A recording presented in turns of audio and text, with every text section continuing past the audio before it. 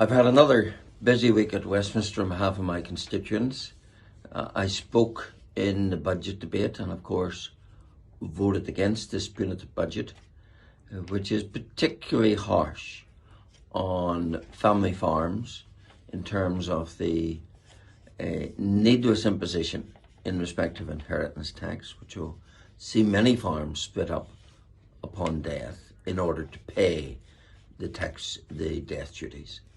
And also a budget which is difficult and punitive when it comes to small business by reason of the significant increase in employers' national insurance. So, without hesitation, I voted against this budget. I also spoke this week on a number of issues. I took part in a debate on policing and made some remarks that others wouldn't make in terms of how policing has been failed by the Stormont executive, in that its funding allocations have been far down the pecking order of Stormont's priorities, and how, of course, we have the obscenity of a convicted terrorist sitting on the policing board. I also made points about, in questions, as I seek to at every turn, about the protocol.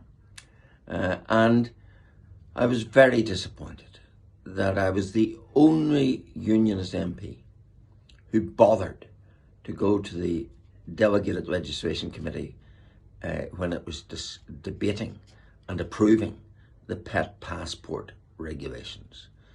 I was quite surprised that no one else thought it worth their while to go and explain how it was an impossible imposition, subject to EU law, to have our pets travelling from one part of the United Kingdom to another, namely from GB to Northern Ireland, subject to documentary checks, to identity checks, to having to belong to a pet scheme, and to have a pet passport.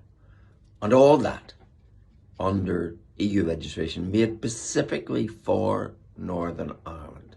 So that seems to be my role in this place, to be the constant voice of rejection and opposition of the dismantling of our union through the protocol, and I will continue to do that. So another busy week, I hope a useful week, and certainly one which enables me to look my constituents in the eye and say, I'm doing the job you sent me to do.